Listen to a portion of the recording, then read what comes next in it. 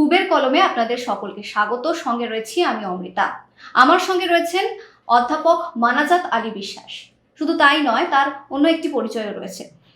সেই পরিচয় হচ্ছে প্রোগ্রেসিভ ইন্টেলেকচুয়ালস অফ বেঙ্গলের সভাপতি তিনি। স্যার, আপনাকে আমাদের স্টুডিওতে স্বাগত। ধন্যবাদ। আজ আমাদের বিচারবস্তু বা আলোচনার মুখ্য বিষয় কি হতে চলেছে? এসআইআর বিতর্ক কিন্তু এখনো জারি রয়েছে এবং আরো বড় বিতর্কের সূত্রপাত হয়েছে বিচারাধীন বিষয়টি নিয়ে। কি এই বিচারাধীন বিষয়? নাম তা এখনো বেশ কিছু বিচারাধীন রয়েছে, প্রায় 60 লক্ষ পর্যন্ত নাম বিচারাধীন রয়েছে। তাদের ভবিষ্যৎ কি, তারা কি করবেন, কি পদক্ষেপ হতে পারে তাদের, সবটা নিয়ে আমরা বিশদে আলোচনা করব। স্যার, এই যে আমরা দেখতে পাচ্ছি যে 60 লক্ষ নাম এখনো বিচারাধীন রয়েছে, এই যে সাপ্লিমেন্টারি যদি যে তালিকা রয়েছে সেখানে যদি তাদের নাম না থাকে, তাদের পদক্ষেপ কি হতে পারে বা কি হওয়া উচিত? এখন তাদেরকে ওয়েট করতে হবে যে কবে লিস্টটা বার হয়। যদি দেখা যায় যে তাদের নামের পাশে ডিলিটেড অপশন এসছে, তাহলে তাদেরকে কয়েকটা পথ অবলম্বন করতে হবে। আর যদি কোনো কিছু না থাকে তাহলে তারা অ্যাপ্রুভ বা ফ্রেশ ভোটার লিস্টে উঠে যাবে। এখন যদি তাদের নামটা ডিলিটেড ভোটার লিস্টে উঠে যায়, তাহলে তাদেরকে আবার অ্যাপিল বা আবেদন করতে হবে। তার জন্য একটা ফরম্যাট আছে এবং প্রথমেই তাদেরকে তাদের কাছে যে বিএলও আছে, বিএলও স্যার এবং AERO স্যারের সাথে যোগাযোগ করতে হবে। সেখানে গিয়ে তাদের যে 16/12/2025 ভোটার লিস্টে তাদের যে পার্ট নম্বর, অংশ নম্বরে তাদের নাম এবং সিরিয়াল নম্বর আছে, সেটা দিয়ে তারা আবেদনটা করবে। এবং এই আবেদনটা কার কাছে করবে? এই আবেদনটা তারা DEO, ডিস্ট্রিক্ট ইলেকটোরাল অফিসারের কাছে আবেদনটা করবে। এখনও দেখা যাচ্ছে যে যাদের নাম অলরেডি ডিলিটেড ভোটার লিস্টে ছিল, তারা তাদের কনসার্ন ব্লক অফিসেও করছে এবং ডিস্ট্রিক্ট অফিসেও এটা করা যাবে। এবার এক্ষেত্রে যদি দেখা যায় যে DEO তাদেরটা ক্যান্সেল করে দিল, তাহলে তাদের হাতে আরেকটা অপশন আছে, সেটা হচ্ছে CEO সাহেবের কাছেও তারা অ্যাপিল করতে পারবে। এবং এই CEO যদি তাদেরকেও রিজেক্ট করে দেয়, তাহলে তাদেরকে ফর্ম 6 ভরে আবার নতুন করে নিউ ভোটারের জন্য আবেদন করতে হবে।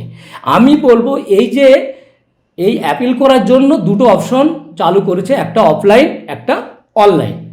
কিন্তু আমি সাধারণ যারা প্রান্তিক, পিছিয়ে পড়া এবং যাদের কাছে কি বলবো ডকুমেন্টারি কমতি আছে, তারা কিভাবে অনলাইনে গিয়ে সেই অ্যাপ্লাই করবে, আমি প্রত্যেককেই বলবো যে তারা অফলাইনে অ্যাপ্লাই করুক এবং তারা যে আবেদনপত্রটি জমা দিচ্ছে সেটাকে একটা ফটোকপি রিসিভ করিয়ে নেবে এবং সেই ফটোকপির সাথে তারা অতি অবশ্যই যেন তাদের ইনোমিনেশন ফর্মের জেরক্স কপিটা অ্যাটাচ করে। তৎসহ তাদেরকে আরও কয়েকটা জিনিস যুক্ত করতে হবে, যে ডকুমেন্টের বেসিসে তারা দাবি করছে যে তারা এখানকার নাগরিক এবং বৈধ ভোটার, সেই সমস্ত ডকুমেন্টগুলো সুন্দর করে জমা করতে হবে। এখন হাতে এই একটাই অপশন তাদের কাছে আছে। স্যার, একটা বিষয় আমি স্পেসিফিক্যালি জানতে চাইবো, সেটা হচ্ছে ফর্ম 6 নিয়ে একটা কনফিউশন তৈরি হয়েছে। সবাইকেই বলা হচ্ছে ফর্ম 6 ফিল আপ করতে। এই বিষয়টা বা এই ধারণাটা কেন হঠাৎ করে তৈরি হয়েছে, এটা যদি আপনি একটু বলেন। ফর্ম 6 কি সকলের জন্য? না, অ্যাকচুয়ালি ফর্ম 6টা এটা সারা বছরই চলে। বছরে 2 থেকে 3 বার বা 4 বার ইলেকশন কমিশন নতুন ভোটারদের জন্য ফর্ম 6 দিয়ে আবেদন করে। এক্ষেত্রে কি হচ্ছে, যদি দেখা যায় যে তার ডিলিটেড ভোটারটাও DEO বা CEO কনসিডার করলো না, তখন তার কাছে আবার নতুন করে ফর্ম ফিল আপ করা ছাড়া আর নতুন কোনো অপশন থাকবে না। সেই জন্য ফর্ম 6টা তাকে ফিল আপ করতে হবে। বেশ। স্যার, এখানে আরও কয়েকটা প্রশ্ন আসে, সেটা হচ্ছে যখন হিয়ারিংয়ে ডাকা হচ্ছিল, শুনানিতে ডাকা হচ্ছিল, তখন সবাই বিভিন্ন নথি নিয়ে, ডকুমেন্টস নিয়ে যাচ্ছিলেন, যেটা আপনি বললেন যে বৈধ ভোটার হওয়ার জন্য যা যা রয়েছে সেগুলো সব আবার নিয়ে যেতে। তখন কিছু নথি নেওয়া হয় আর কিছু নেওয়া হয় না। দেখা যাচ্ছে যাদের এসেছে বিচারাধীন হিসেবে নাম, তাদের আবার ওই নথিগুলোর জন্যই হয়তো এসেছে। এইটা কেন? অ্যাকচুয়ালি সত্যি কথা বলতে গেলে, প্রথমে যখন ইলেকশন কমিশন এই এসআইআর পদ্ধতিটা চালু করার জন্য যে নোটিফিকেশান দিয়েছিল, সেখানে ওরা মেনশন করেছিল যে যাদের সেলফ ম্যাপিং, তাদের ক্ষেত্রে শুধুমাত্র 2002-এর ভোটার লিস্টের জেরক্সের পেজটা দিলেই হবে। কিন্তু এখন দেখা যাচ্ছে যে যাদের নামগুলো আন্ডার অ্যাডজুডিকেশনের আন্ডারে এসছে, তারা তো প্রথমেই ম্যাক্সিমামটাই এসছে সেলফ ম্যাপিং এবং তপশিলি জাতি উপজাতি এবং মেয়েদের যাদের সেলফ ম্যাপিংয়ে এসছে তারা তো প্রথমে তো একটা ডকুমেন্টেই জমা দিতে বলেছিল, তার জন্য তারা সেই একটা ডকুমেন্ট জমা দিয়েছে। এখন যে জুডিশিয়াল অফিসাররা চাচ্ছে যে ওই 13টি ডকুমেন্ট যা ইলেকশন কমিশন মেনশন করেছে তার বাইরে কোনো ডকুমেন্ট দেখবে না। তাহলে আলটিমেটলি দেখা যাচ্ছে তারা তো প্রথমে তাদের কাছে যথেষ্ট পরিমাণে ডকুমেন্ট ছিল, এবং তারা যে এখানকার বৌদ্ধ নাগরিক তাদের মাধ্যমিকের মার্কশিট, প্যান কার্ড, আধার কার্ড, তারপর পাসপোর্ট, প্রচুর সাফিসিয়েন্ট ডকুমেন্ট ছিল। কিন্তু প্রথম দিকে বলা হয়েছিল যে যাদের সেলফ ম্যাপিং তাদের শুধুমাত্র যে 2002 সালের ভোটার লিস্টের পেজটা সাবমিট করলেই হবে। তারপরে কি হলো, 14ই ফেব্রুয়ারির পর টোটাল ডকুমেন্টস জমা দেওয়াটা পুরোপুরি বন্ধ করে দিল। এখন কিভাবে তারা ডকুমেন্ট সাবমিট করবে? এই ইলেকশন কমিশনের কোনো সুনির্দিষ্ট এসওপি নেই, ইচ্ছা মতো করে এক এক দিন এক এক রকম নিয়ম চালু করছে, আর তার ফল এই সাধারণ পাবলিককে ভোগ করতে হচ্ছে। এটা পুরো মোটিভেটেডলি এটা কষ্ট করছে। আর একটা বিষয় সেটা হচ্ছে যে নামের পদবিতে ভুল হয়েছে, বা কেউ হয়তো ই লেখে সেখানে আই এসেছে, বা আই ছিল ই এসেছে, সেই দায়িত্বটা এটা কার সাথে? ইলেকশন কমিশনের। সেইখানে আমাকেই মানে সেই ব্যক্তিকে প্রমাণ করতে হচ্ছে যে তিনি ওই ব্যক্তি, মানে ই আর আই ডিফারেন্সটা উক্ত ব্যক্তিকেই প্রমাণ করতে হচ্ছে। এইটা কি আপনি কিভাবে দেখছেন? দেখুন, ইলেকশন কমিশন প্রথমেই বলে দিচ্ছে যে আমরা এটা প্রযুক্তি ব্যবহার করে করেছি, এআই দিয়ে করেছি। আমার বক্তব্য এখানে খুব পরিষ্কার যে একটা বৈধ ভোটার নির্বাচনের ক্ষেত্রে পুরোপুরি ইলেকশন কমিশনারকে প্রযুক্তির উপর ভরসা করাটা কি ঠিক ছিল? দেখুন, 2002 সালের ভোটার লিস্টটা কিন্তু বাংলায় ছিল। আমাদের ক্ষেত্রে কি হয়েছে, বিশেষ করে সংখ্যালঘুদের ক্ষেত্রে এমডি মোহাম্মদ, তারপর শেখ এস কে শেখ, তারপরে বিবি, তারা মারা যাওয়ার পরে বেওয়া, তারপরে ধরুন কারোর নাম সাহেল ইয়ার শেখ, বাংলা এটাকে সাহেল ইয়ার শেখ একবারে লিখে দিচ্ছে, ইংলিশে তো একটা পেজ দিচ্ছে। তা এই যে একের পর এক ছোট্ট ছোট্ট ভুলগুলো, এগুলো ইলেকশন কমিশন কি করে এআই দিকে মেজার করতে গেল? এটার টোটালটাই ইলেকশন কমিশন মানে কি বলবো, একটা পূর্ব পরিকল্পিতভাবে এগুলো করেছে, যেটা সাধারণ মানুষের উপর তার ইফেক্ট পড়ছে। এই যে ছোটোখাটো ভুলগুলো ইলেকশন কমিশন নিজেরাই কারেকশন করতে পারে, এটা সাধারণ মানুষ কেন কারেকশন করতে যাবে? এটা ইলেকশন কমিশনের তো ভোটার লিস্ট, এটা তো আমি বা আপনি সেই ভোটার লিস্টটা তৈরি করেননি।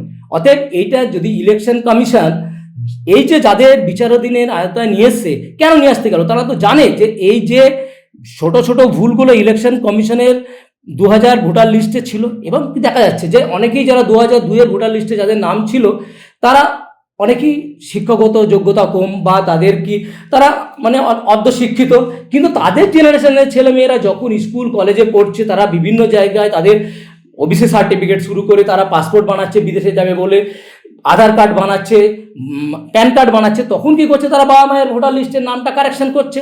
তার ফলস্বরূপ কি হচ্ছে যে 2025-এর লিস্টে কি তাদের নামগুলো যে যে ভুলগুলো সেই সময় ছিল এখন কারেকশন হয়েছে, কিন্তু তারা কি করছে? ওইটাকেই ধরে রেখে দিয়েছে যে 2002-তে যাদের যাদের ভুল ছিল সেটাকে তাদের প্রমাণ করতে হবে। এটা সাধারণ মানুষের উপরে চরমভাবে হয়রানি ছাড়া আর কিছু নয়। এটা টোটালটি ইলেকশন কমিশন মানে পুরো পরিকল্পিতভাবে করছে। মনে করুন স্যার, যার নাম আন্ডার অ্যাডজুডিকেশনে রয়েছে তাকে ছাড়াই বিচারটা হচ্ছে, এটা কি রকম ভাবে আপনি? এটা সেই মজার কথাই, মানে ধরুন আমার বিচার হচ্ছে আমি নেই, হ্যাঁ, অ্যাটলিস্ট যার নামটা বিচারাধীনে আছে ভারতীয় বিচার ব্যবস্থায় হয় মানে যে ব্যক্তি তাকে থাকতে হবে, অথবা ব্যক্তি অ্যাপয়েন্টেড কোনো লয়ারকে থাকতে হবে। কিন্তু এখানে দেখা যাচ্ছে যে আমি সবচেয়ে বড় ব্যাপার, আমি চুরি করলাম বা ডাকাত করলাম সেটা ছোটোখাটো ম্যাটার, কিন্তু আমি এই দেশের বৌদ্ধ বিটার কিনা সেটা কত বড় ব্যাপার, সেক্ষেত্রে আমি নেই। এবং আমাকে যে বিচারাধীন করবে, আমার কাছে যে প্রয়োজনীয় ডকুমেন্ট আছে সেটাও আমি নতুন করে সাবমিট করার সুযোগ নেই। মানে এটাকে আমি বলবো যে বিচার ব্যবস্থার আন্ডারে ফেলে সাধারণ মানুষকে মানে মানে কি বলবো, তাদেরকে যে তাদের বলার বা তাদের ডকুমেন্ট দেখানোর মানে যে ন্যূনতম যে সুযোগটা সেটাও দিচ্ছে না। আমি এটাকে পুরোপুরি মানে বিরোধিতা করছি। আমরা এর প্রতিবাদ জানিয়েছি, বিভিন্নভাবে জানাচ্ছি, আমাদের ফার্দার কিছু প্ল্যান আছে। বেশ, আমি এখানেই একটা বিষয় আসবো, সেটা হচ্ছে যে আপনি যেটা কিছুক্ষণ আগেই বললেন, তপশিলি জাতি উপজাতি মহিলাদের নাম প্রচুর বাদ পড়েছে। মালদা মুর্শিদাবাদের মতো এলাকায় মুসলিম যারা রয়েছেন তাদের প্রচুর নাম বাদ পড়েছে, এবং এমনও অনেকে রয়েছেন যারা হয়তো যাদের অক্ষর জ্ঞানটুকু হয়তো নেই, তাদের সেই সামর্থ্য নেই, তারা জানেই না, তারা হয়তো লিস্টটাও চেক করে, তাদেরও নাম বাদ গেছে, এই মতো অবস্থায় তারা কি করবে? যখন তারা জানতে পারছে তখন অঘটন একটা ঘটেছে, আমরা আলোচনা করছিলাম অফ ক্যামেরা। আপনার কাছে আমার এটাই অনুরোধ থাকবে, একটু দর্শকদের যদি বলেন যে এই বিষয়টা মানে যাদের সাথে ঘটেছে তারা যেন ভয় না পেয়ে মানে একদম স্টেপ ওয়াইজ কি করা উচিত, কারণ তারা তো অনলাইন মেথডটা তারা তো জানবেই না। দেখুন, আমি প্রথমেই বলছি, যেটা ঘটে গেছে সেটা ঘটে গেছে। এখন সত্যি কথা বলতে গেলে প্রান্তিক, নিরক্ষর এবং বিশেষ করে মহিলাদের, ধরুন যারা বিবাহিত হয়ে গেছে, তারা স্বামীর বাড়িতে গিয়েছে, এবং দেখবেন যে আমাদের মানে যারা সত্যি সংখ্যালঘু তাদের মেয়েরা বেশি শিক্ষিত হয় না, তারা তাদের অত ডকুমেন্টারের ব্যাপারে অত সচেতন নয়, এবং তাদের পিতামাতার অতটা সচেতন নয়। কি হয়, তারা বিবাহিত হয়ে যাওয়ার পরে তারা তাদের আধার কার্ড, প্যান কার্ড, তারা কি করছে, নামটা তাদের স্বামীর নামেই করেছে। তাহলে তারা কিন্তু প্রজনন করার সময় তাদের পিতামাতা নাম করেছে, কিন্তু কোনোভাবে কিভাবে দেখাবে, তারা কিভাবে তারা সেটাকে মানে প্রতিষ্ঠিত করবে? ভাবুন আপনি, মানে কি চরম হয়রানি। কিন্তু তারা বৈধ নাগরিক, তাদের তাদের অপরাধ যে তারা এই যে প্রসেসটাতে তারা আগে থেকে জানতো না যে এরকমভাবে তাদেরকে বিপদের মধ্যে ফেলা হবে। আমি প্রত্যেককেই বলবো, যেখানে অন্যায় হচ্ছে সেখানে বিচারকের উপর ভরসা রাখতে হবে। বিচারক সেখানে তাদের সঠিক অধিকারটা দেবে, এখন এর বেশি তাদের কিছু নেই। আর ইন দ্য মিন টাইম আমি প্রত্যেক নাগরিককে বলবো, যারা বিচারাধীনের মধ্যে আছে তারা তাদের দেশের নাগরিকত্ব প্রমাণ করার জন্য অ্যাটলিস্ট ব্যাংকের, পুরাতন ব্যাংকের পাসবই এবং যতগুলো সরকারি ডকুমেন্ট তাদের কাছে আছে সেগুলো যাতে গুছিয়ে ফাইলবন্দি করে। আর যাদেরকে বলবো, যারা ওবিসি আছে, যাদের ওবিসি সার্টিফিকেট 2011 পর থেকে ছিল, তাদেরকে আবার নতুন করে সুযোগ দেওয়া হয়েছে রিভ্যালিডেশন ইস্যু করার জন্য। এই সময়ের মধ্যে প্রত্যেকেই যাতে রিভ্যালিডেশন ইস্যু করে নিক এবং ডোমিসাইল সার্টিফিকেটটা করে নিক। আমি ধরলাম খুব নেগেটিভ হলো, তাহলে তাদেরকে তো পরবর্তীকালে আবার ডিইও, সিইও এর কাছে অ্যাপিল করার সুযোগ আছে, তখন তারা এই ডকুমেন্টগুলো প্রডিউস করবে। আমি প্রত্যেক নাগরিককে বলবো যে আপনারা হতাশা হবেন না, এই হতাশগ্রস্ত হয়ে ভুল পদক্ষেপ নেবে না। ইতিমধ্যে একজন মারা গেছে, ভরসা রাখুন বিচার ব্যবস্থার উপরে। বিচারকরা আপনাদের সাথে ফাইলবন্দি করে কোথায় তারা জমা দেবেন? প্রথম স্টেপে তারা জমা দেবে। তারা প্রথমেই কি তাদের কনসার্ন বিএলওর সাথে যোগাযোগ করবে এবং ইআরওর সাথে যোগাযোগ করবে। তারপর কিছু কিছু জায়গায় আমরা যেটা শুনছি যে ব্লক অফিসেও জমা নিচ্ছে, কিন্তু তাদেরকে জমাটা দিতেই হবে ডিস্ট্রিক্ট ইলেকটোরাল অফিসের কাছে, অর্থাৎ ডিস্ট্রিক্ট ডিএম অফিসে তাদেরকে জমা দিতে হবে। বেশ, স্যার আপনার থেকে জানতে চাইবো আপনাদের কিছু ইনিশিয়েটিভের কথা। দেখুন, আমরা এইসব দেখে না সত্যি মানে আমরা একেবারে মর্মাহত হয়ে গেছি। মানে কি করবে সাধারণ মানুষ, এত উদ্বিগ্ন, প্রতিদিন আমাদের কাছে এত ফোন আসছে, মানে কান্নাকাটি। আমরা যেটা ভেবেছি, আমরা ইমিডিয়েটলি আর্জেন্টলি একটা পিআইএল করব, যে এই যে বিচার ব্যবস্থার আন্ডারে যাদেরকে মানে এত বড় একটা ডিসিশন নেবে, তাদের কোনো লয়ার নেই, তাদের কোনো রিপ্রেজেন্টেটিভ নেই, বা তারা নিজেরাও দাঁড়াতে পারছে না। আমরা খুব তাড়াতাড়ি এটা পিআইএল করব। আপনার কি মনে হয় স্যার, ভোটে এর কি প্রভাব পড়তে পারে? দেখুন, একটা বিভেদগামী শক্তি, বিদ্বেষগামী শক্তি, বিচ্ছিন্নবাদী শক্তি, যারা এটা পরিকল্পনাভাবে বাংলাকে দখল করার জন্য, জানেন বাংলার জনগণ তাদেরকে ভোট দেবে না, তাদের থেকে বিমুখ, কিন্তু তারা জোর করে আপনাকে এই রাজ্যকে দখল করবে। যার জন্যই কি করছে, যে ভোটার লিস্ট থেকে দেখছে যে কারা কারা কারা কারা কোন পার্সেন্টেজের ভোট বাদ দিলে তারা ক্ষমতায় আসতে পারবে।